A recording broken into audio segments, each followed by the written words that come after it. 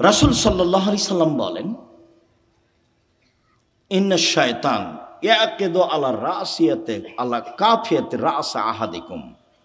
যখন তোমাদের কোনো ব্যক্তি রাতে ঘুমায় তখন শয়তান তার মাথায় চুলে গিরা লাগায়, 3টে গিরা লাগায়, চুল থাক আর না থাক, চুলে গিরা লাগায়। এজরব আলা উকদাতিন, ওই গিরার উপরে এভাবে হাত দিয়ে থাবা মারে আর বলে, উরকুদ, ঘুমাও, লাইলান তাবিল, রাত লম্বা, রাত লম্বা, ঘুমাও, রাত লম্বা। এভাবে শয়তান এরকম করে। ফাইনিস্তাই কাজা আহাদকুম, তোমাদের ব্যক্তি যদি এখন কেউ ঘুম থেকে উঠে যায়, জেগে যায়, ও যাকার আল্লাহ, তারপর বলে আলহামদুলিল্লাহিল্লাযী আহয়ানা বাদা মা মাতানা ওয়া ইলাইহিন নুশুর, ওই আল্লাহর প্রশংসা যে আল্লাহ আমাকে মরণ দেওয়ার পরে জীবন দিল। একটু আগে মরণ দিয়েছিল, এখন আবার কি করলো? জীবন দিল। ওরই আমি প্রশংসা করছি। এইটুকু বললেই একটা গিরা খুলে যাবে, সব ক্ষমতার অধিকারী হোক না কেন। আমি দোয়া পড়েছি, ঘুম থেকে উঠে গিরা খুলে যাবে।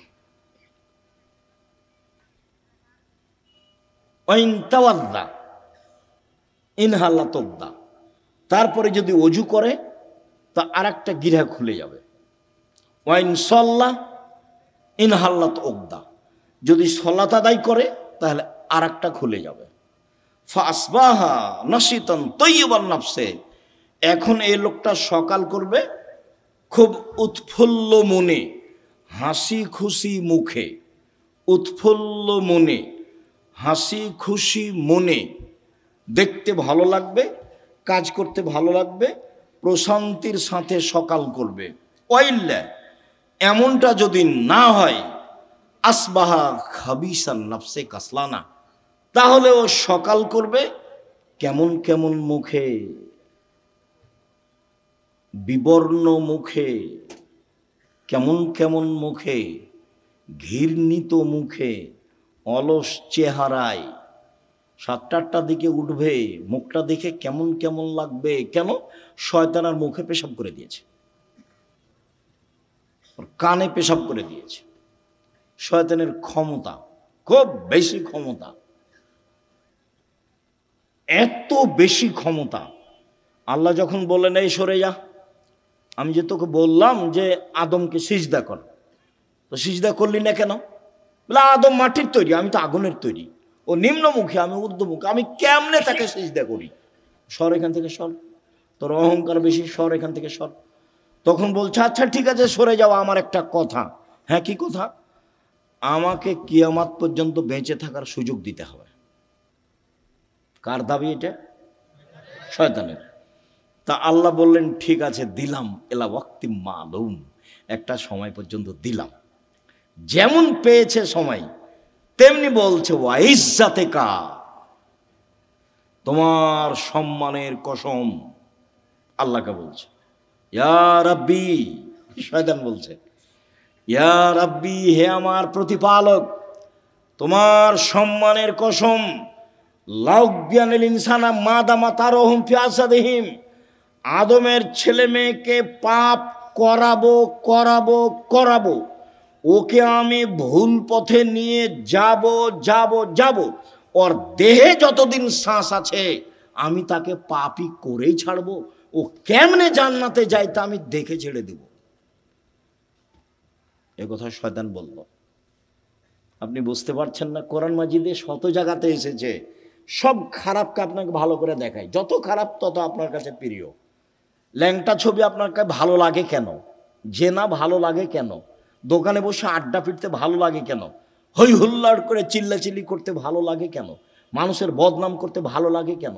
মানুষকে জেল হাজতে দিতে ভালো লাগে কেন? মিথ্যা কসম সাক্ষী দিতে আপনাকে ভালো লাগে কেন? সব ছুঁচামি, নোংরামি, শয়তানি, জঘন্য কাজ আপনাকে ভালো লাগে কেন? সব শয়তান আপনার মাথায় সারাদিন পাকায়, সেজন্য ভালো লাগে। তো বলেছে আমি ওকে জাহান্নামে নিয়ে যাব, কেমনে জান্নাতে যাই তা আমি দেখে ছেড়ে দেবো।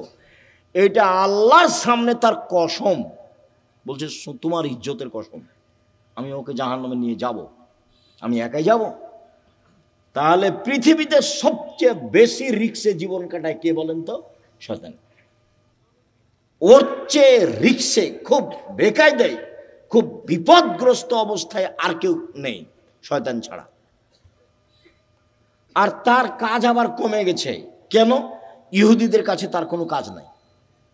আমাদের চাঁপাই নবগঞ্জে বলে শয়তান হলো 14 ইলিমের পড়া, মানে বিদ্যা আছে সব।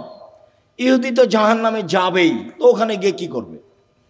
খ্রিস্টান তো জাহান্নামে যাবেই, তো ওখানে গিয়ে কি করবে? হিন্দুরা তো জাহান্নামে যাবেই, তো ওখানে গিয়ে কি করবে? যারা কাদিয়ানি তারা তো গেছে, যারা শিয়া তারা তো গেছে, আকীদায় মার খেয়েছে যারা, তারা তো জাহান্নামে যাবে। তো তাহলে শয়তানের কাজ সব জায়গা থেকে ঘুরে এসে যারা কোরআন হাদিস পড়ে, মানতে চায়, সালাত আদায় করতে চায়, এখানে আছে। যারা দিন ধর্মের যত কাছাকাছি, শয়তান সেখানে তত শক্ত। এখন আল্লাহ যদি বলতেন এই শয়তান কিছু করতে পারবি না, যা কিছু করতে পারবি না, তাহলে খুব ভালো হতো। তো এখন আল্লাহ বলছেন যে আচ্ছা ঠিক আছে, ওয়া ইজ্জতি ওয়া জালালি ওয়া ইরতিফায়ে মাকানি, আমার সম্মানের কসম, আল্লাহ বলছেন আমার সম্মানের কসম, আমার মর্যাদার কসম, আমার ইজ্জতের কসম, আদমের ছেলে মেয়ে যতবার ক্ষমা চাইবে ততবার ক্ষমা করে দেব। এইটা বললেন, তার মানে ক্ষমা চাওয়ার একটা পালা থেকেই গেল। আমাকে আপনাকে বাঁচতে হলে দিন রাত ক্ষমা চেয়েই বাঁচতে হবে। মানে আস্তাগফিরুল্লাহ ওয়া আতুবু ইলাইহি তাসবিহ করে নিতে হবে। তাসবিহ, শ্বাস চলে যেমন অজান্তে, মুখে থুথু আসলে ফেলে দেন যেমন অজান্তে, সময় আসলে খাওয়া রেডি হয় যেমন স্বাভাবিকভাবে, তেমনি জীবনে স্বাভাবিকভাবে আসতে হবে আস্তাগফিরুল্লাহ ওয়া আতুবু ইলাইহি। আস্তাগফিরুল্লাহ ওয়া আতুবু ইলাইহি। চলছেন, ফিরছেন, উঠছেন, বসছেন, আল্লাহ বললেন যে ঠিক আছে, আদম সন্তান যতবার আমাকে বলবে আমার ভুল হয়েছে ততবার আমি ক্ষমা করে দেব, এইটা বললেন। কিন্তু বললেন না যে তুই কিছু করতে পারবি না, এটা বলেন। তখন আল্লাহ রাসূল বলছে কুল্লু বানি আদম খাত্তা, আদম সন্তানই পাপী, খায়রু খাত্তাই না তাওবুন, সবচেয়ে ভালো আদমের ছেলে মেয়ে সেই যে বলে আস্তাগফিরুল্লাহ ওয়া আতুবু ইলাইহি, আস্তাগফিরুল্লাহাল্লাযী লা ইলাহা ইল্লা হুয়াল হাইয়ুল কাইয়ুম ওয়া আতুবু ইলাইহি, রব্বিগফিরলি ওয়া তুব আলাইয়া ইন্নাকা আনতাত তাওয়াবুল গফুর, আল্লাহুম্মা আনতা রাব্বি লা ইলাহা ইল্লা আনতা খালাকতানি ওয়া আনা আবদুকা ওয়া আনা আলা আহদিকা ওয়া আদিকা মাসতাতাতু আউযু বিকা মিন শাররি মা সানাতু আবু আলাকা বিনিআমাতিকা আলাইয়া ওয়া আবু বিযামবি ফাগফিরলি ফাইন্নাহু লা ইয়াগফিরু যুনুবা ইল্লা আনতা। এই ছেলে, আমাকে কাজ দেখাচ্ছ, ধৈর্যের পরিচয় দাও। আমাদের এখানে কোনো কেচ্ছা কাহিনী নেই, নির্বাচনও আসেনি, অল্পক্ষণ ধৈর্যের পরিচয় দিবেন, কাজ দেখায়েন না, যেটা আমি পছন্দ করি না। আমি আপনার জন্য এসেছি। আমি আব্দুর রাজ্জাক বিন ইউসুফ, আপনি আমাকে টাকা দিয়ে নিয়ে এসেছেন, এমনটা মাথায় থাকলে ভুল হয়েছে। সম্মানিত দিনী ভাই বোন, যদি রাতে না উঠে তাহলে শয়তান তার মুখে কানে পেশাব করে। আয়েশা রাদিয়াল্লাহু তাআলা আনহা বলেন কানান নবী সাল্লাল্লাহু আলাইহি সাল্লাম ইসাল্লি ফিমা বাইনা ইয়াফরুগা মিন সালাতিল ইশা ইলাল ফজর 11 রাকা ওয়া ইসাল্লামু মিন কুল্লি রাকাতাইন ওয়া ইউতির বিওয়াহিদাতিন। এশার পর থেকে নিয়ে ফজর পর্যন্ত সময়ে আল্লাহর নবী 11 রাকাত রাতের সালাত আদায় করতেন। 11 রাকাত। কখন থেকে কখন? এশার থেকে নিয়ে ফজর পর্যন্ত। তাহাজ্জুদ পড়ার সময় শুরু হয়ে যায় এশার পর থেকেই ফজর পর্যন্ত সময়। হ্যাঁ, রাত 3 ভাগের 2 ভাগ পার হওয়ার পরে মানুষ পড়ুক, এটা সবচেয়ে উত্তম। কিন্তু সময় শুরু হয়ে যায় কখন থেকে? এশার পর থেকে না ফজর আযান পর্যন্ত। আল্লাহর নবী 2 রাকাতের পরে সালাম ফিরতেন, 2 রাকাত পড়ে সালাম ফিরতেন, 2 রাকাত পড়ে সালাম ফিরতেন। 1 রাকাত বিতর পড়তেন। 1 রাকাতের হাদিস অনেক বেশি। আপনার জন্য বইটা লিখেছিলাম, রাসূল সাল্লাল্লাহু আলাইহি ওয়াসাল্লামের সালাত বনাম প্রচলিত সালাত। আপনি নিয়ে পড়েন কিনা সেটা আমি জানি না। কৃপণতা দেখায়েন না, ফল ভালো হবে না।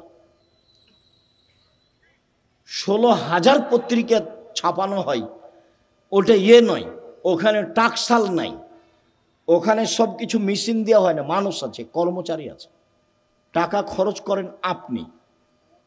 অতএব আপনি পড়বেন। 50টা প্রশ্নের উত্তর আছে। আমি পরিশ্রম করি আপনার জন্য দিনরাত।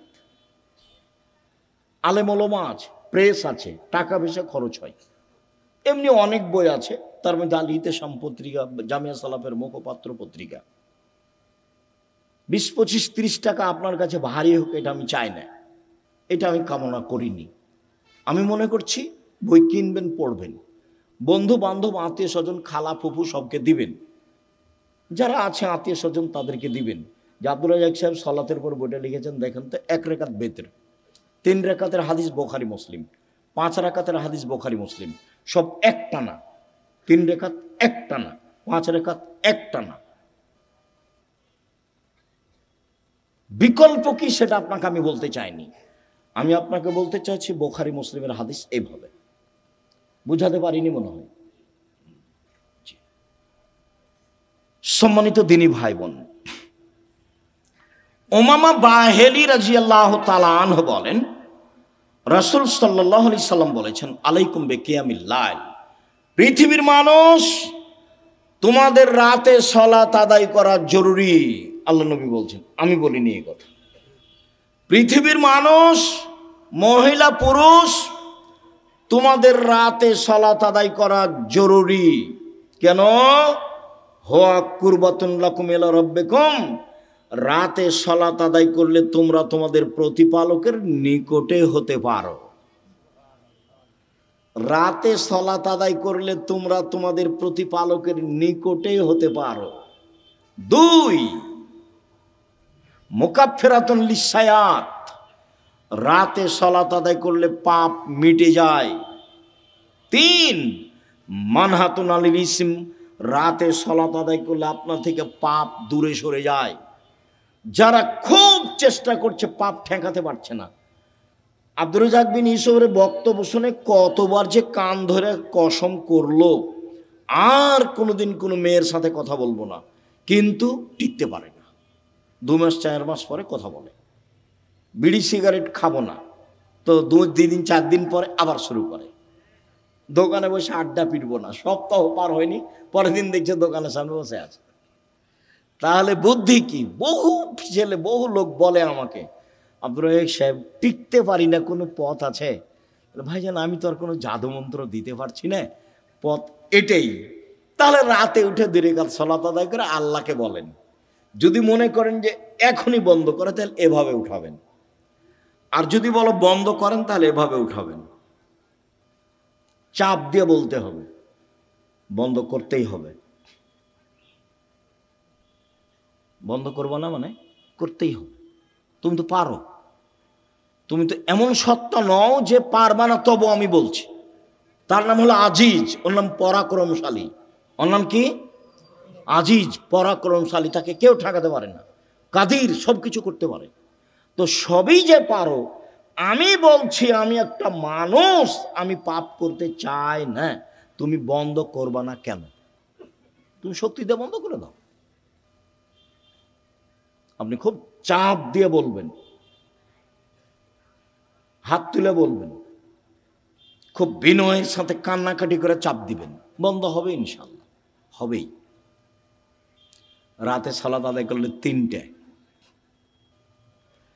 আমর ইবনে আব্বাস রাদিয়াল্লাহু তাআলা আনহু বলেন, রাসূল সাল্লাল্লাহু আলাইহি সাল্লাম বলেছেন, আকরাবু মা ইয়াকুনুর রাব্ব ইলাল আবদে ফিল লাইলিল আখির, রাত যখন 3 ভাগের 2 ভাগ পার হয়ে যায়, তখন আল্লাহ সবচেয়ে মানুষের নিকটে হয়ে যায়।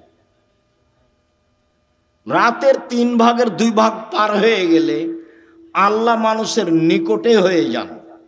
এই শোনো আমর ইবনে আবাসা, তুমি যদি হতে চাও, এই সময়ে যারা আল্লাহকে ডাকে তাদের অন্তর্ভুক্ত হও। হও না, হও, তুমি চেষ্টা করো, তুমিও হয়ে যাও। পারলে হও, এই কথা রাসূল সাল্লাল্লাহু আলাইহি ওয়াসাল্লাম বলেন। আবু হুরায়রা রাদিয়াল্লাহু তাআলা আনহু বলেন, রাসূল সাল্লাল্লাহু আলাইহি সাল্লাম বলেছেন, এনজিলু রাব্বুনা তাআলা ইলা সামাই দুনিয়া হিনা ইয়াবকা সুলুসুল লাইলুল আখিরা। রাতের 3 ভাগের যখন 2 ভাগ পার হয়ে যায়, তখন আল্লাহ সপ্তম আকাশ থেকে প্রথম আকাশে নেমে আসেন। এই কথাটার খুব মূল্যায়ন করতে হবে। এই ছেলে, আপসে কথা বলছো কেন? শরম বোধ হয় না? হাঁটাহাঁটি করো কেন? একটু লজ্জাবোধ হয় না কেন? শরম বোধ হয় না কেন? আমি তো কথা শেষ করবই ইনশাআল্লাহ। তো আপনার এত ব্যস্ততা বাড়লো কেন? আপনি একটু ধৈর্যের পরিচয় দিবেন। রাতের 3 ভাগের 2 ভাগ পার হলে আল্লাহ সপ্তম আকাশ থেকে প্রথম আকাশে নেমে আসেন। নেমে এসে বলেন, মায়ে সোলনি ফাউতিয়াহু, কে কি চায়, যে যা চায় আমি তাকে তাই দিলাম। মায়াদুনি ফাস্তা জিবালাহু, কে আমাকে ডাকে বিপদে পড়ে আমি তার ডাকে সাড়া দিলাম। কি বলতে চাও? এলে বিপদে পড়েছি, ঠিক আছে, ঠিক করে দিলাম। কে ডাকে? 3 মাইয়াস্তাগফিরনি ফাগফিরাল্লাহু, কে আমার কাছে ক্ষমা ভিক্ষা চায়, যে চাই তাকে আমি ক্ষমা করে দেব, যে চাই তাকে আমি ক্ষমা করে দেব। অন্য জায়গাতে বলছেন আল্লাহ তাআলা হাদিসে কুদসি, ইবনা আদম মা দাওয়াতানি রাজাওতানি, আদমের ছেলে মেয়ে শোনো, তুমি যেভাবে ডাকো আমি সেভাবে থাকি, তুমি যেভাবে আশা পোষণ করো সেভাবে আমি পূর্ণ করে থাকি। আদমের ছেলে মেয়ে শোনো, তুমি যেভাবে ডাকো আমি সেভাবে থাকি, তুমি যেভাবে আশা পোষণ করো সেভাবে আমি পূর্ণ করে থাকি। ওলা উবালি, আমি পরোয়া করি না তুমি কত বড় পাপী, তোমার ক্ষমা চাইলে আমি ক্ষমা করে দিই, আমি পরোয়া করি না তুমি কত বড় পাপী, তুমি যেভাবে ডাকো আমি সেভাবে থাকি, তুমি যেভাবে আশা পোষণ করো সেভাবে আমি পূর্ণ করে থাকি। বালাগাত জনবকানানা সেমায়, আদমের ছেলে মেয়ে শোনো, তোমার পাপ যদি বেশি হতে হতে হতে আকাশে লেগে যায়, পাপ আর পাপ, আকাশ জমিন পরিপূর্ণ পাপ, জীবনটা শুধু পাপে ভরা। 15-16 বছর থেকে পাপ শুরু হয়েছে, এখন 40 বছর বয়স, শুধু পাপ, জেনা দিয়ে ভরা জীবন, অশ্লীলতা দিয়ে ভরা জীবন, মানুষের বিরুদ্ধে চলা দিয়ে, বদনাম গীবত দিয়ে ভরা জীবন। তোমার পাপ বেশি হতে হতে যদি আকাশ পরিপূর্ণ হয়ে যায়, আমাকে বলো, আমি তোমার পাপ ক্ষমা করে দেব। যেভাবে তুমি ডাকো আমি সেভাবে থাকি, তুমি যেভাবে আশা পোষণ করো সেভাবে আমি পূর্ণ করে থাকি, তুমি যেভাবে ডাকো আমি সেভাবে থাকি, তুমি যেভাবে আশা পোষণ করো সেভাবে আমি পূর্ণ করে থাকি। বিচারের মাঠে সব মানুষের সামনে আল্লাহ আসবেন, সব মানুষের সামনে, পুরুষ নারী সব মানুষের সামনে এসে আল্লাহ বলবেন, আদমের ছেলে মেয়ে শোনো, আজ তুমি যে পরিমাণ পাপ নিয়ে এসেছো আমি সেই পরিমাণ ক্ষমা নিয়ে এসেছি। তোমার যে পরিমাণ পাপ আমার সেই পরিমাণ ক্ষমা, তোমার যে পরিমাণ পাপ আমার সেই পরিমাণ ক্ষমা, তোমার যে পরিমাণ পাপ আমার সেই পরিমাণ ক্ষমা, যদি শিরক না হয়ে থাকে। তো বাংলাদেশের ছেলে মেয়ে তো আল্লাহর রাস্তায় শিরক করছে, স্কুলে গিয়ে তো সুন্দর করে বলছে ওমা তোমার আকাশ, ওমা তোমার বাতাস। আমি বলি না, আমার ছেলে মেয়েকে বলতে দিনি। এখনো এমন কোনো পরিস্থিতি আমার উপরে আসেনি যে আমি বলতে বাধ্য। মায়ের দুধ ছেড়ে গিয়ে বলবে ও কালিমা তোমার আকাশ, এত বড় নোংরা কথা আমার ছেলে মেয়ে বলবে, এখনো এই পরিবেশ আমার কাছে আসেনি। যার কাছে বিদ্যা নাই, যার কাছে বুদ্ধি নাই, তার ছেলে রে করুক। আপনি কেমন বুদ্ধিমান মানুষ তা আমার কাছে ধরা পড়েনি, আপনার কাছে কি বিদ্যা আছে এটা আমার কাছে ধরা পড়েনি। সবচেয়ে বদের গোড়া হলো আপনার ওই ঠাকুর। ঠাকুর হলো ঢাকা বিশ্ববিদ্যালয়ের শত্রু, ঠাকুর মুসলমানের শত্রু। যেদিন ভারত, বাংলাদেশ, পাকিস্তানের মুসলমান ইংরেজদের হাতে নির্যাতিত, সেদিন ঠাকুর ক্ষমতা দেখাই, মান সম্মানে বসবাস করে লন্ডনে। সেই ঠাকুরের গান আমার ছেলে মেয়ে পড়ে, পাগল হয়ে গেছি।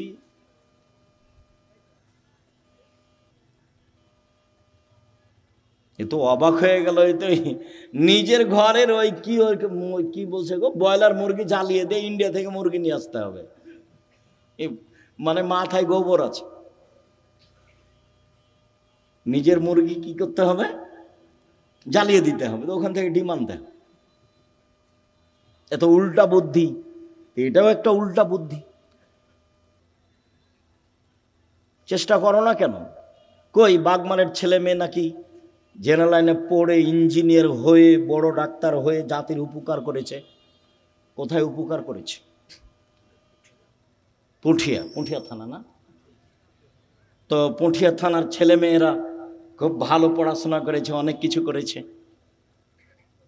আমি তো বলছি প্রায় 30 বছর থেকে, আমি তো 30 বছরের ওই সেই কত বালানগরে এসেছিলাম বহুদিন আগে, সেদিন আমি বলেছি তোর বাপের আকাশ। সব সময় বলছি, আমি তো ঘৃণা জানাই। সম্মানিত দিনী ভাই বোন, রাতে উঠে আল্লাহকে কিছু বলতে হবে। আল্লাহ আমার আর আপনার কথা শোনার জন্য প্রতীক্ষমান। আল্লাহ নেমে আসেন আমার কথা শোনার জন্য, আর আমি ঘুমিয়ে থাকি, তাহলে এটা কেমন হলো? বুঝাতে পারলাম না কথা মনে হয়। আল্লাহ নেমে আসেন আমার জন্য, আর আমি কি করি? ঘুমিয়ে থাকি।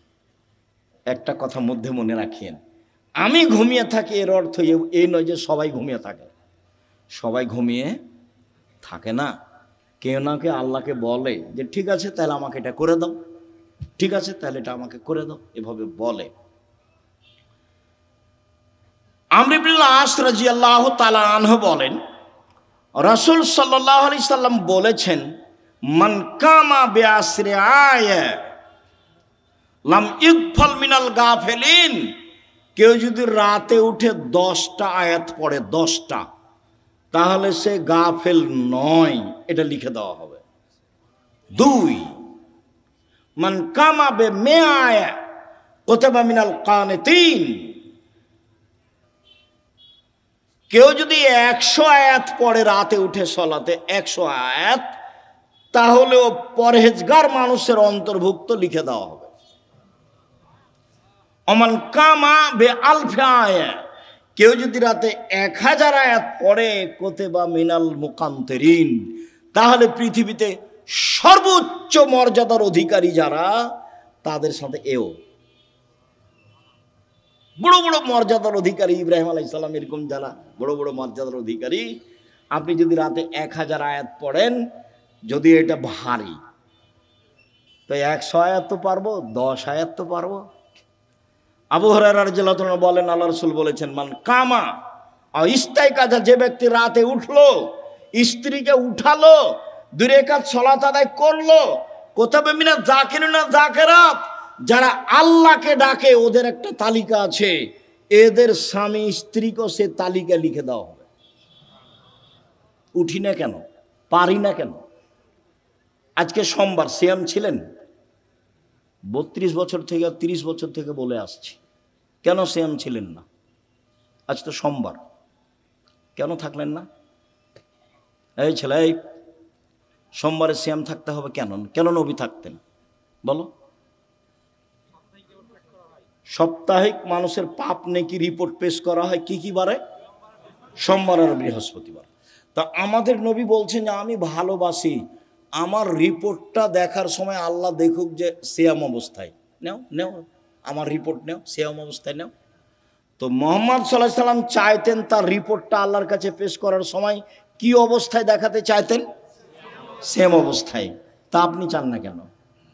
মুরব্বী ভাইজান, আপনি সিয়াম ছিলেন আজকে? চুপ হয়ে যাচ্ছেন কেন?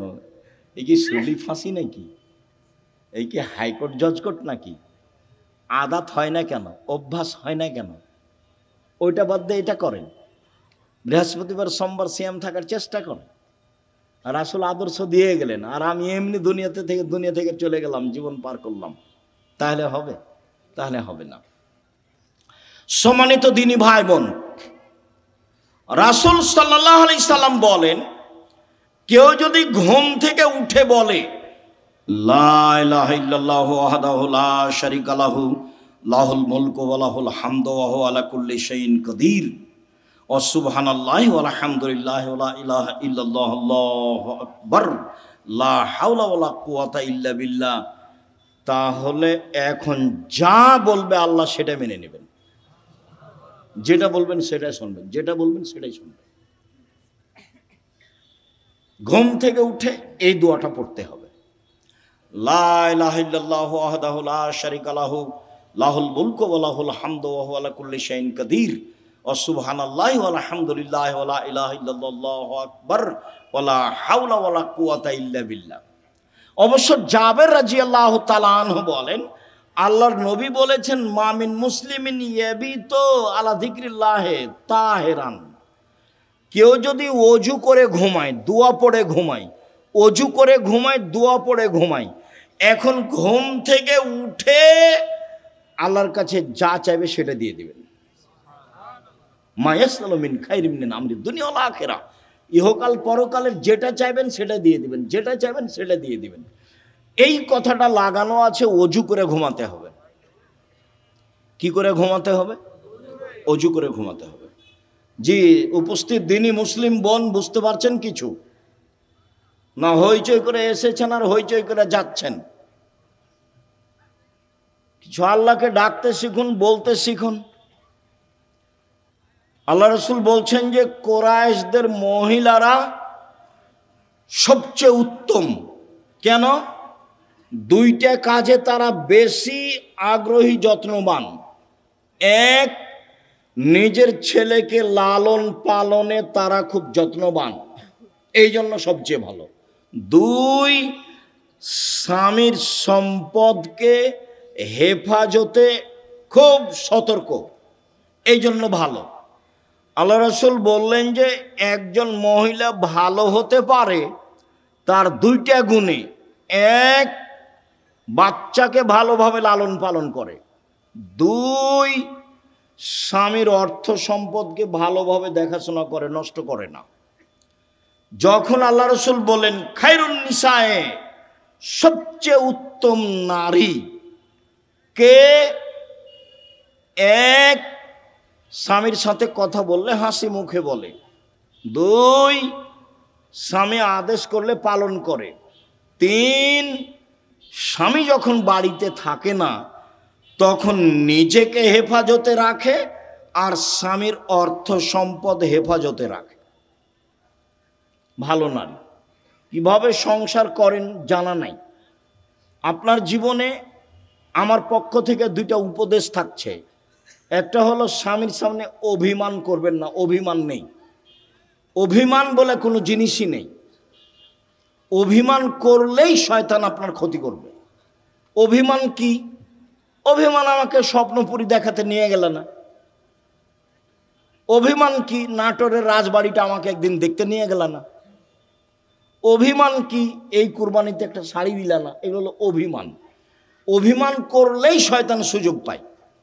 আর যদি আপনি বলতে শিখেন যেভাবে আপনি রাখবেন আমি সেভাবেই খুশি, মোটা কাপড়ে আপনি খুশি তো আমি খুশি, চিকন কাপড়ে আপনি খুশি তো আমি খুশি, আমার পক্ষ থেকে প্রতিবাদ নেই, অভিমানও নেই, তো শয়তান কি করবে তাহলে? তো শয়তান মুখ বন্ধ করে সরে যাবে। আর যদি খালি অভিমান করেন আর যদি পূর্ণ না করে থাকে তাহলে সারা রাত শয়তান আপনাকে বলবে হলো হলো, 3 মাস আগে একটা কথা বলেছিলি সেটাও মানেনি, গত রমজানে একটা শাড়ি চেয়েছিলি সেটাও মানেনি, হলো। তোকে তোর কোনো কথাই মানবে না। তখন ঘুম থেকে উঠেও বলে যে তোর সংসারই করবো না, যা তুই আমাকে বাদ দে, তুই সংসারই করবো না, এখনই ছেড়ে দে, এখনই ছেড়ে দে, আমি তোর সংসার করব না। তখন এ নিরুপায় হয়ে বলে যে যা তাহলে করবি না তো কি করবো, আর 1 তালাক 2 তালাক 3 তালাক যা। যেমন 3 তালাক বলা হয়েছে তখন আর শয়তান নেই, চলে গেছে। এখন দুইজনই ফ্রি। ইন্না লিল্লাহি ওয়া ইন্না ইলাইহি রাজিউন। এইবার ছেলে মেয়ে 3টে, যে খুব ঝামেলা। কয়েকদিন পরে দেখবেন স্বামী কাঠগড়ায় একদিকে আর স্ত্রী কাঠগড়ায় একদিকে। কয়েকদিন আগে একসাথেই ছিল। আপনি আমার দিনই বোন, আপনাকে আমি খাটো করতে আসিনি। অভিমান নেই আর প্রতিবাদ নেই, তুমি এ কথা বললে কেন? তোমার মা আমাকে কথা বললো কেন? তোমার বাপ আমাকে কথা বললো কেন? তুমি তোমার মায়ের কথা আমি শুনতে এসেছি? এরকম কোনো কথা চলবে না। ধৈর্যের পরিচয় দিতে হবে, সহ্য ধৈর্যের পরিচয় দিতে হবে, তাহলে সংসার সুন্দর হবে, শয়তান সুযোগ পাবে না। আর আপনাকে বলি, আপনি কোনো সময় মুখ খারাপ করিয়েন না। যখন সাহাবীগণ বললেন আল্লাহর নবী আমরা স্ত্রীদের কি হক আদায় করতে পারি, ওরা আমাদের কাছে কি পায়, আল্লাহ রাসূল 1 নম্বরে বললেন আতেমা মাতায়েমপা তুতেমা মাতায়েমতা, তুমি যেভাবে খাও সেভাবে খাওয়াবা, খাওয়া দিয়ে কথা শুরু। তাকসুয়াহা মাক্তাসাইতা, তুমি যে মানের কাপড় পরো সেভাবে পরাবা। ওলা তুকাব্বে, কটু কথা বলবো না, গালি দিতে হয় না, স্ত্রীকে মারতে হয় না, নিন্দা করতে হয় না, গালি দেওয়া হবে না, সমস্যা আসতেই পারে। আল্লাহ রাসূল বলছেন ওকে বাঁকা হাড্ডি দিয়ে সৃষ্টি করা হয়েছে, আপনি জোর করে সোজা করতে চাইলে ভেঙে যাবে, ভেঙে হওয়া তালাক। আপনাকে ধৈর্যের পরিচয় দিতে হবে। আর তালাক দিয়ে নিজেকে খুশি করিয়েন না, তোকে জব্দ করেছি তালাক দিয়ে, এইটা দিয়ে খুশি করিয়েন না। অন্য পথ দিয়ে খুশি করেন, নিজেকে সান্ত্বনা দেন, তালাক দিয়ে নয়। মানে বেগুনের গাছে আছে 2-3টা বেগুন আছে, 2টা নিয়ে গেলেন, এখনো গাছটা আছে, আর মোলায়ের গাছটা তো গোটাটাই শেষ, তালাক দিলে সবই শেষ। তো যারা বলেছে 1 বৈঠকে 3 তালাক, তো রাগে তো বলেছে তোকে 1 তালাক, তোকে 100 তালাক দিলাম যা, তো তারা তো আরো বেকায় দেয়। আব্দুর রাজ্জাক সাহেব নাহি বলেছেন যে 1 বৈঠকে 3 তালাক, 1000 তালাক দিলে 1 তালাক, তবুও তো তালাক হয়েছে। স্ত্রীকে তালাক দিয়ে নিজেকে খুশি করিয়েন না, ভুল হিসাব। ধৈর্যের পরিচয় দেন, সংসার ভালো হবে। আর আপনি আমার দিনই বোন, একটু কিছু হলেই বলবেন না তোর সংসার করবো না, তুই তালাক দিয়ে দে, তোর সংসার করবো না, তুই তালাক দিয়ে দে, তোর সংসারে থাকবো না, তুই আমাকে রেখেছিস কেন, এত কথা কেন আপনার? ধৈর্যের পরিচয় দেন। যখন শুধু খালি আমার কাছে যত ফতোয়া আছে তার শতকরা 70 থেকে 75% ফতোয়া আছে তালাকের। মনে হচ্ছে মানুষের জীবন এখন তালাক দিয়ে চলছে, একটু রাগ করলেই ও শান্তি পাচ্ছে কি দিয়ে, তালাক দিয়ে। ও বলছে তুই তালাক দিয়ে দে, আর এও বলছে তোকে তালাক দিলাম, তোকে তালাক দিলাম। তালাক তো দেওয়া আল্লাহর বিধান, তারপর বলছে ক্ষমা চেয়েছি। ওকে হুজুর নাকি বলেছে যে তালাক দিয়ে ক্ষমা চেয়েছে, তার মানে হুজুরকে ক্ষমা চাইতে হবে আল্লাহর কাছে। তালাক দিয়েছে সেটা তো আর পাপ নয়, সেখানে ক্ষমা চাইতে হবে কেন? বলে আমাদেরকে তওবা পড়িয়ে মিল করে দিয়েছে, বলে হুজুরকে তওবা করতে হবে। এখন হুজুরকে তওবা করতে হবে যে তালাকের তওবা পড়িয়ে মিল করে দিয়েছি, তো তালাকের তওবা কেন? তালাক তো আল্লাহর বিধান। তালাক কার বিধান? আল্লাহর বিধান। তাল্লে কহুন নালে ইদ্দাতেহীন না, পৃথিবীর মানুষ তোমরা তোমাদের স্ত্রীকে তালাক দাও যখন সে ইদ্দাত থেকে পবিত্র হয়েছে, সংসার না চললে তালাক দাও, ওটা আল্লাহর নবীও বলছেন। তো সেখানে পাপ হলো কি করে যে তওবা পড়িয়ে তাদেরকে একসাথে করে দিল? তালাক তো একটা বিধান। মানুষের সংসার শেষ পর্যন্ত যদি নাই চলে তাহলে এই পথে ফিরে আসতে হবে। সম্মানিত দিনী ভাই বোন, বলছিলাম 1 মানগত খাবার দিবেন, 2 মানগত কাপড় দিবেন, 3 গালি দিবেন না, নিন্দা করবেন না, 4 কটু কথা বলবেন না, মারবেন না, 5 নিজের বাড়ি ছাড়া কোথাও থাকতে দিবেন না। আপনার বাড়িতে থাকবে, আপনার স্ত্রীটা যে আপনার মাথায় থাকে যেন, হাট বাজারে তাকে যেতে হবে না। আর আপনি মহিলা মানুষ হাটে যান কেন, বাজারে যান কেন? আপনার স্বামী মরেছে, দেবর মরেছে, ভাসুর নেই, দেবর নেই, শ্বশুর নেই, বাপ নেই। যেদিনই কোনো শিক্ষক আমাকে বলে আব্দুর রাজ্জাক সাহেব 2 দিন ছুটি নিতে হবে, কেন? আমার ছেলের আঁকিকা, তখন আমি বলছি আপনার বাপ আছে? বলে হ্যাঁ আছে। শ্বশুর আছে? হ্যাঁ আছে। তো কী ব্যাপার, বাপের সাথে কথা হয় না নাকি? বলে হ্যাঁ হয়। তো আঁকিকার জিম্মেদারি আপনার মাথায় কেন? আপনার বাপের সাথে সম্পর্ক কেমন? আপনি টাকা দিয়ে বলেন আব্বা এটা খাসি কিনে নিয়ে আসেন, দুটা খাসি কিনে নিয়ে এসেন আকিকা দেন, আপনার বাপও খুশি হবে। হ্যাঁ বেশ, আমার আর ছেলে আমাকে বলেছে ছেলের কাজ করতে বাপকে খুব ভালো লাগবে, তে মাতাব্বরি করতে যাচ্ছে। বাপ মা তো আছেই, শ্বশুর শাশুড়ি তো আছে, দেবর ভাসুর তো আছে, গোটা বংশ আছে, বোনের ছেলে আছে, ভাইয়ের ছেলে আছে, দেবর আছে, ভাসুর আছে, শ্বশুর আছে, বাপ আছে। তো আপনি কেন বাজারে গেলেন? কেন যাবেন? কেন যাবেন আপনি? আপনার পা বড় হলো কেন? কে বলেছে আপনি পরহেজগার? আপনার গায়ে তো ফ্যাশন বোরকা দেখা যায়। আপনি হাটে বাজারে ঘুরে বেড়ান, স্বামীর সাথে মুখামুখি কথা বলেন, এরর সাথে কথা বলেন, আপনি পরহেজগার? কে বললো আপনি পরহেজগার? বলে হিসাব দেখবেন, তাকো 1 মিনিট, এই ছেলে খেয়াল করে এদিকে তাকো, পরহেজগারিতে দেখাচ্ছে। যা জিবরাইল ইলান নবী সাল্লাল্লাহু আলাইহি সাল্লাম, জিবরাইল নবীর কাছে আসলেন।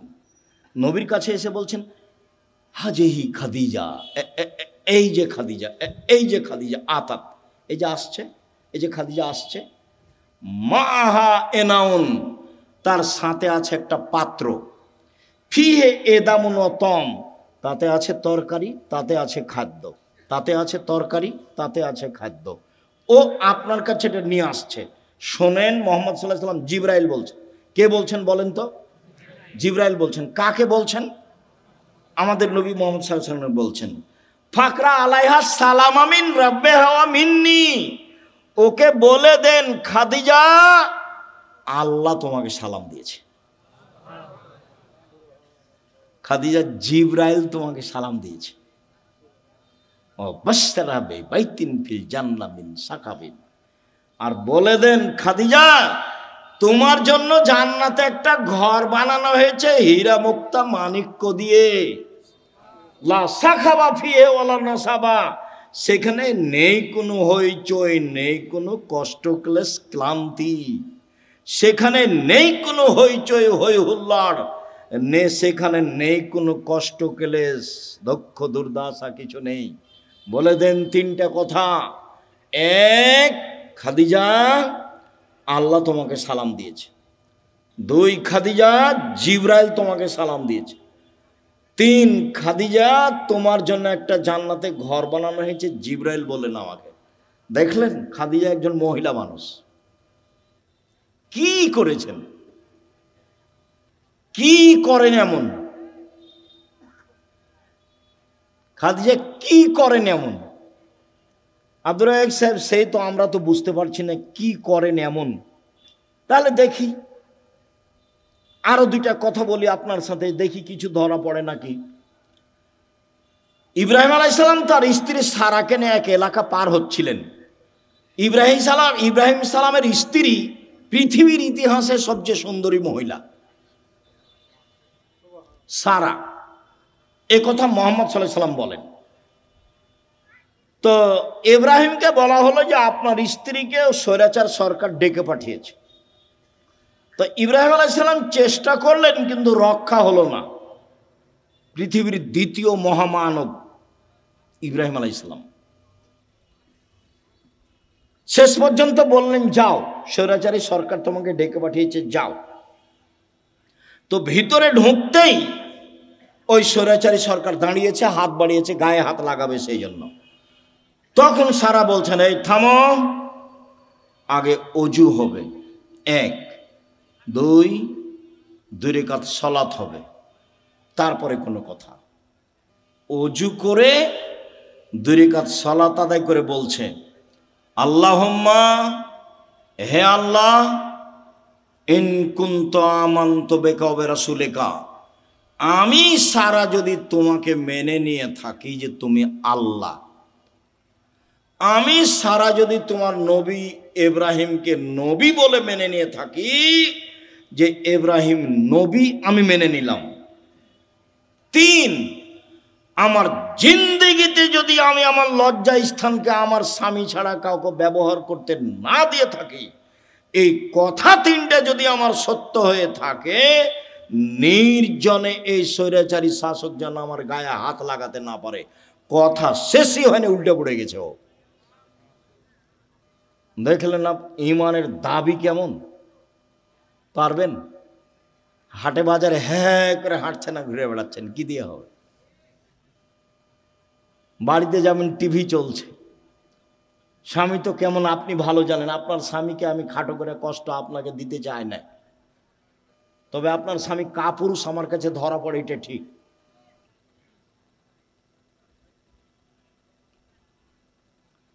আপনি আমার দিনী বোন, এদিকে এদিকে দেখেন, এক বেশি কিছু আমল নয়, এক আমি নবীকে মেনে নিয়েছি, আমাদের নবী মোহাম্মদ সাল্লাল্লাহু আলাইহি ওয়াসাল্লাম আমরা মেনে নিয়েছি, আমাদের নবীকে মোহাম্মদ সাল্লাল্লাহু আলাইহি ওয়াসাল্লাম আমরা মেনে নিয়েছি। দুই আল্লাহকে মেনে নিয়েছি যে তুমি আছো, সবকিছু করতে পারো, তুমি আজিজ, এ তো মেনে নিয়েছি। তিন, জিন্দেগিতে জেনা করিনি, এইটা আমাকে দিতে হবে, দিয়ে দাও। আল্লাহ বলেন ঠিক আছে দিব। ও মানুষ, আমি মানুষ নাই, ও পারে আমি পারি না, তাকে দেয় আল্লাহ, আমাকে কেন দেয় না? দিবেই তো, দিতে হবে। আমি যেটা চাচ্ছি সেটা আল্লাহকে কি করতে হবে? দিতেই হবে। দেরি হলেও দিতে হবে, দিতেই হবে।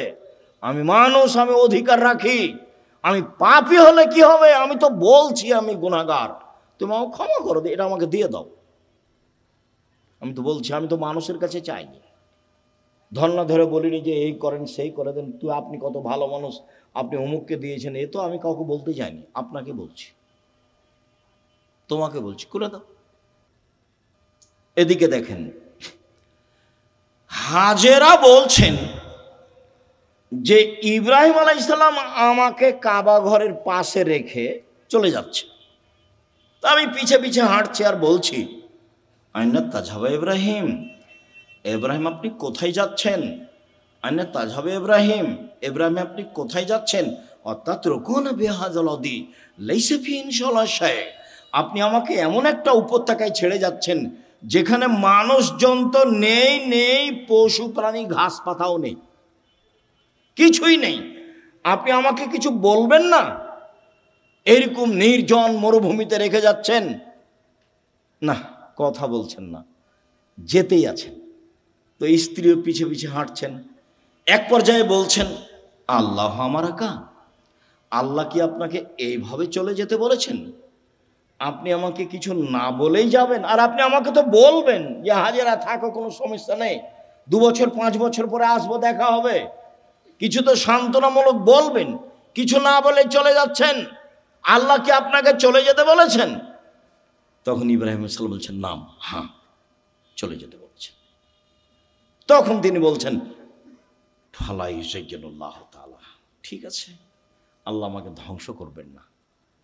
ধ্বংস করবেন না মানে উনি কি খেয়ে থাকবেন? আরে কয়েকশো কিলোমিটারের মধ্যে কোনো মানুষ নেই, দোকানপাট নেই, গাছপালা নেই, ঘাস পাতা নেই, কোনো কিছু নেই, তার আল্লাহর উপরে কত ভরসা। বলছে ঠিক আছে, তাহলে আল্লাহ আমাকে ধ্বংস করবেন না। তো ঘুরে এসে বাচ্চা দেখছেন, কি যে অবস্থা ছেলের, ব্যাগে যা পানি ছিল তা তো শেষ হয়েছে। কি যে হয়, সাফা পাহাড়ে উঠলেন, কোথাও পানির পথ নেই, দৌড়িয়ে নেমে মারোয়াতে গেলেন, কোনো পথ নেই। আবার বাচ্চা দেখতে আসলেন, 1 বার 2 বার 3 বার 4 বার 5 বার 6 বার 7 বার। এবার বাচ্চার দিকে আসছেন, ভাবছেন বাচ্চা মনে হয় মারাই যাবে, বুখারীর হাদিসে এভাবে এসেছে। হঠাৎ বলছে, কি চান? কে? আমার পানির প্রয়োজন। ঠিক আছে, পানির প্রয়োজন বলতেই জিবরাইল বাচ্চার পাশে, জিবরাইল নিজের পা দিয়ে আঘাত করলেন। বাচ্চার পায়ে আঘাত হয়েছে কথা মিথ্যে, বাচ্চার পায়ে জমজম চালু হয়েছে কথা মিথ্যে। জিবরাইল নিজে পায়ের আঘাত করতে পানি একবারে জোরে ফুটে বের হতে লাগলো।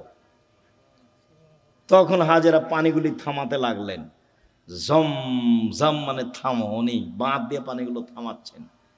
আল্লাহ রাসূল বলছেন, যদি হাজেরা পানি না থামাতেন তাহলে জমজমের পানি সারা পৃথিবীতে ছড়িয়ে পড়ত।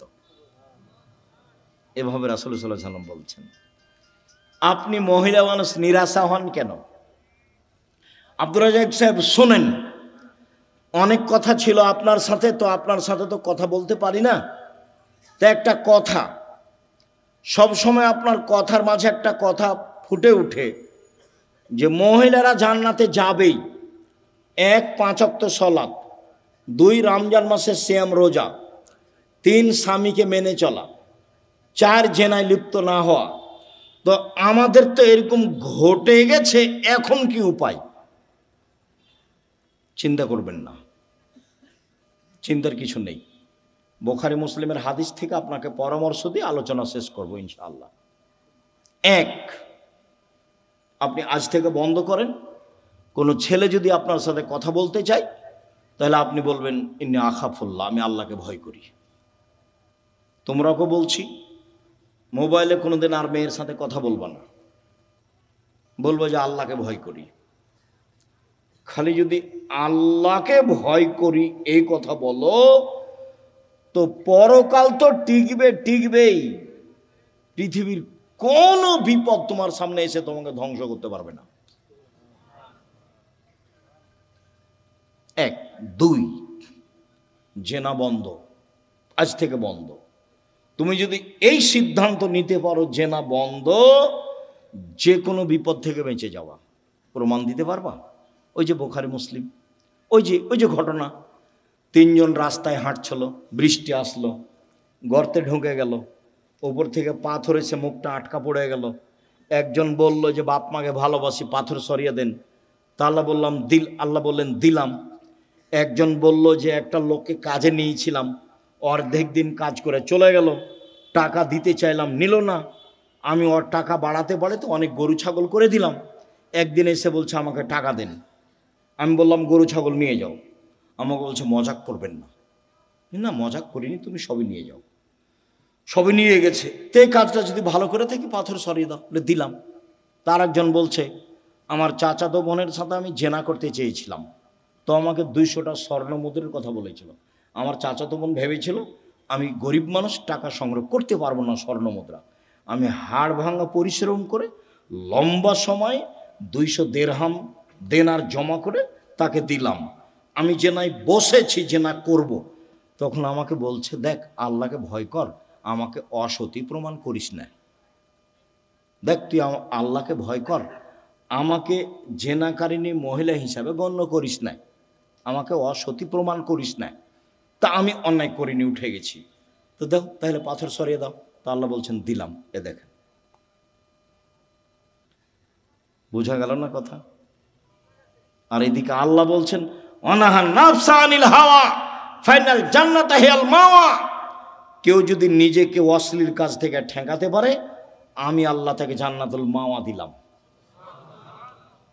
আপনি রাতের লম্বা আলোচনা আছে, বক্তব্য রেকর্ডিংয়ে আছে, সেখান থেকে নেবেন। আপনাকে নেওয়ার জন্য আন্তরিকভাবে অনুরোধ জানিয়ে কয়েকটি জরুরি কথা, চলাচল বন্ধ করে কথা শুনবেন। আর আমি কোনো সময় আসলে আমার একটা অনুরোধ রক্ষা করবেন, কাজ মাথায় করে নিয়ে আসিয়েন না। আপনি যখন রাস্তায় হাঁটেন, গল্প করেন, তখন আপনার কাজটাকে আমি ঘৃণা করি, আমাকে ভালো লাগে না। আর আমি আমার কথার উপরে খুব বিশ্বাসী যে আমি কোরআন হাদিসের কথা বলি। আমার জীবনে আমি কোনোদিন রূপক অপ্রয়োজনীয় কথা বলিনি। তো আপনার হেঁটে বেড়াটা, আপনার গল্প করাটা, আপনার চায়ের স্টলে বসে থাকাটা, এটা আমি ঘৃণা করি। কাজে এই সময় আপনি আমাকে কাজ দেখাবেন না। কি করবেন গিয়ে? দোকানে বসে থাকবেন, নাহলে বউয়ের সাথে গিয়ে ঝগড়া লাগাবেন। কি কাজ আছে? আমি তো আপনার এলাকায় থাকি, যে আপনার কাজ আমি খুব ভালোভাবে বুঝি। আর জমি জায়গার চাষ যদি বলেন, তা আমার আব্বা কৃষক মানুষ ছিলেন, আমিও কৃষকতাকে ভালো বুঝি। জমি চাষ করা, কিভাবে ধান উৎপাদন হবে, কিভাবে আমার আব্বাকে আমি দেখেছি। কাজে আপনার কাজকর্ম আমি ভালো জানি। উপার্জনের পথ 4টা। এই ছেলে, উপার্জনের পথ কয়টা? 4টা। 1 দিন মজুরি, সন্ধ্যায় টাকা শেষ হবে। 2 চাকরি, 25 দিনে সাধারণত টাকা শেষ হবে। কয়দিনে? 25 দিনে, বাকি 5 দিন ধার কর্য করে চলবে। 3 জমি চাষ, মাস শেষে বছর শেষে লাভ লস সমান বা লস বেশি। এবার আলুতে খুব লস। থাকলো 4 ব্যবসা। তখন আল্লাহ রাসূল বলছেন সত্যবাদী বিশ্বস্ত ব্যবসায়ীরা নবীর সাথে থাকবে। তাহাজ্জুদ পড়ে থাকা যায় না। 2টা মেয়ের লালন পালন করলে নবীর সাথে থাকা যাবে, 2টা মেয়ের 3টে মেয়ের লালন পালন করলে নবীর সাথে থাকা যাবে। একটা সহজ পথ নবীর সাথে থাকার, কি? সত্যবাদী বিশ্বস্ত ব্যবসায়ী। আমি বলিনি এই কথা, মুহাম্মদ সাল্লাল্লাহু আলাইহি ওয়াসাল্লাম বলছেন। আত-তাজির আস-সাদিক আল-আমিন এখনো ইয়ামাল কিয়ামা মা শুহাদা ওয়া সিদ্দিকুন আন-নবী ওয়ান-নবী। সত্যবাদী বিশ্বস্ত ব্যবসায়ীরা বিচারের মাঠে সিদ্দিক, শুহাদা, নবীদের সাথে থাকবেন। এটা আমার মুখের কথা নয়। 2 আর তিজারাত মাল কিজবাল হালাফ, ব্যবসাতে মিথ্যা কথা এসে যায়, ব্যবসায় কসম চলে আসে, ফাসুবহু বিসাদকা, দান করে মিটিয়ে দাও। তো দিন মজুরি করলে তো দান করতে পারবেন না, ও তো সন্ধ্যায় টাকা শেষ হয়েছে। চাকরি করলে তো 25 দিনে গেছে, কয়েকদিন ধার কর্য করে গেছে। আর জমি চাষ করলে তো লাভ লস সবাই বুঝে। তাহলে কিছু করতে হলে কি করতে হবে? ব্যবসা, রিস্ক নিয়ে ব্যবসা করতে হবে, পিছু হটার কোনো সুযোগ নেই। আব্দুর রাজ্জাক সাহেব, আমি করেছিলাম 10 লাখ টাকা লস, চিন্তা করবেন না, পিছু হটার সুযোগ নেই, ব্যবসায় করতে হবে।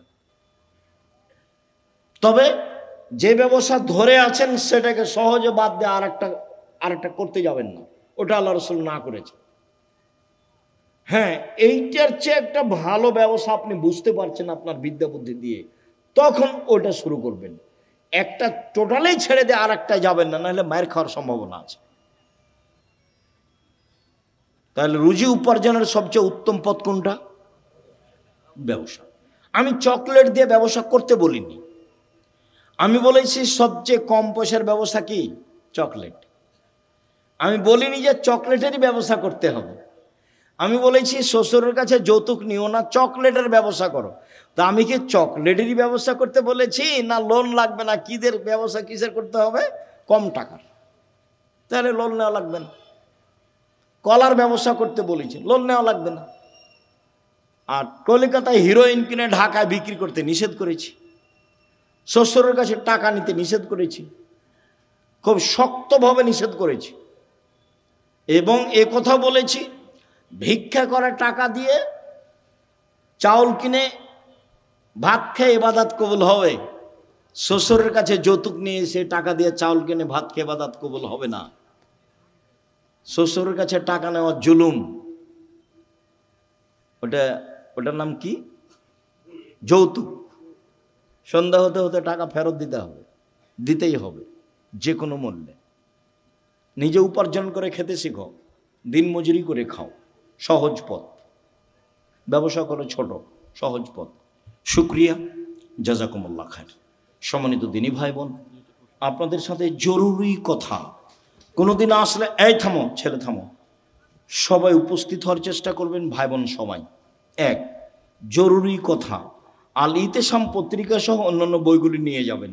যে আলোচনা করছিলাম সে আলোচনা উপদেশ বইয়ে আছে আর আদর্শ নারীতে আছে। জরুরি কথা, সামনে মাসে 6-7 সম্মেলন, সবাই আসবেন, দেশ বিদেশের আলেম ওলামা আছে। 6-7 নভেম্বর সম্মেলন। আর জামিয়া সালাফে ভর্তির তারিখ হলো 1 জানুয়ারি। ডিসেম্বরে ফরম, 1 জানুয়ারি ভর্তি। সকলের কল্যাণ কামনা করে সকলকে পত্রিকা বই পুস্তক নেওয়ার জন্য আন্তরিকভাবে অনুরোধ জানিয়ে, বই পুস্তক পত্রিকা আছে কোথায়? ও স্টেজে আছে, আমার হাতের ডান। খালি কেউ যাবেন না, আপনি পড়বেন না, হলে আপনার ভাই বোন আত্মীয় স্বজন কেউ পড়বে। পত্রিকা বই পুস্তক নিয়ে যাবেন। আজকের আলোচনা আছে উপদেশ বই এবং আদর্শ নারীতে। খন্দকের যুদ্ধে রাসূল সাল্লাল্লাহু আলাইহি ওয়াসাল্লাম সালাত কাজা করেছিলেন কেন? এইটার 2টা কথা আছে। তার প্রথম কথা হলে যে সালাতের বিষয়টি তখনও সেভাবে তাকে অবগত করানো হয়নি। আর আরেকটা কথা আছে, আর সূর্যকে আবার ফেরত দেওয়া হয়েছিল নির্ধারিত সময়ে সালাত আদায়ের জন্য। কাজে তুমি যেটা বুঝেছো সেটা ভুল হয়েছে। আল্লাহকে মানুষ কখন সরাসরি নিজ চোখে দেখতে পাবে? জান্নাতে। শফিকুল নামের এক যুবক আগামীকাল তার অপারেশন, তার জন্য দোয়া। কিছু ইসলামী দলের নেতারা পূজা মণ্ডপে পরিদর্শন করেন। পূজা মণ্ডপে যাওয়া হারাম, শিরক। আমাদের এই মোল্লাপাড়ায় নতুন ঈদগাহ ময়দান হয়েছে, যেখানে প্রথম জামাতে নামাজি পড়ে হাত তুলে দোয়া করা হয়নি। ঈদের নামাজের পরে হাত তুলে দোয়ার বিধান কি? ঈদের নামাজের পরে হাত তুলে দোয়া করার বিধান বিদাত। হ্যাঁ, হাত তুলে দোয়া করা তো ব্যক্তিগত ব্যাপার। এই যে দোয়ার বই আছে, নিয়ে যান, পড়েন। 16টা স্থান উল্লেখ করা আছে আর 32টা হাদিস দেওয়া আছে হাত তুলে দোয়া করার। হিন্দুর মন্দিরে গিয়েছে,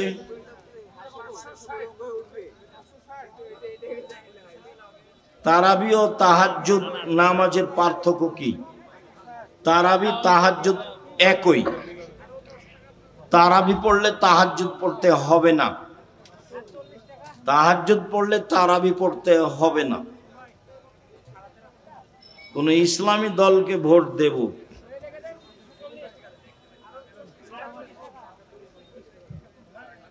টাই পরা যাবে কি না পরাই উত্তম?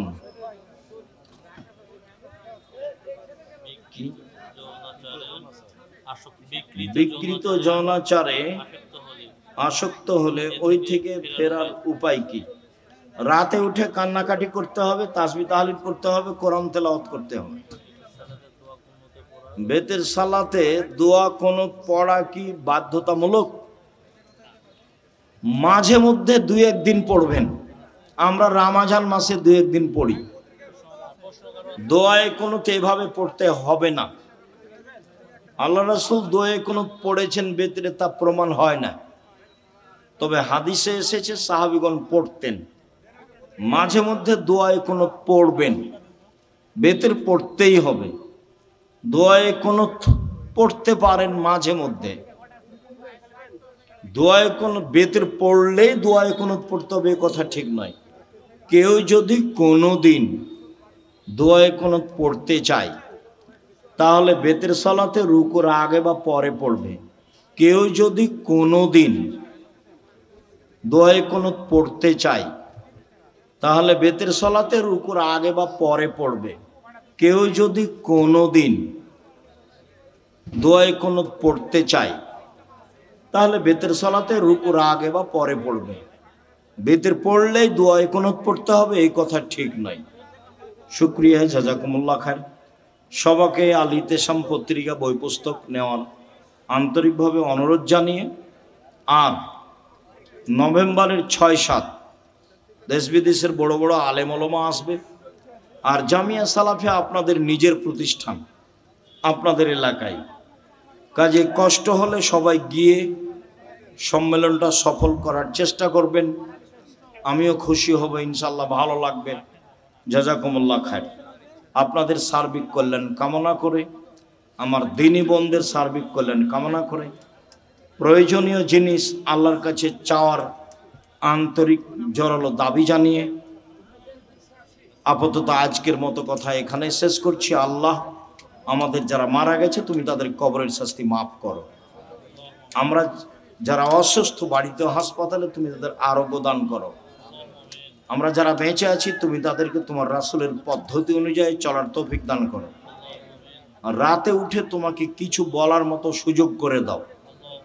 তোমার দরবারে জোরালো দাবি দেওয়া দোয়া রেখে আজকের আলোচনা এখানেই শেষ করলাম।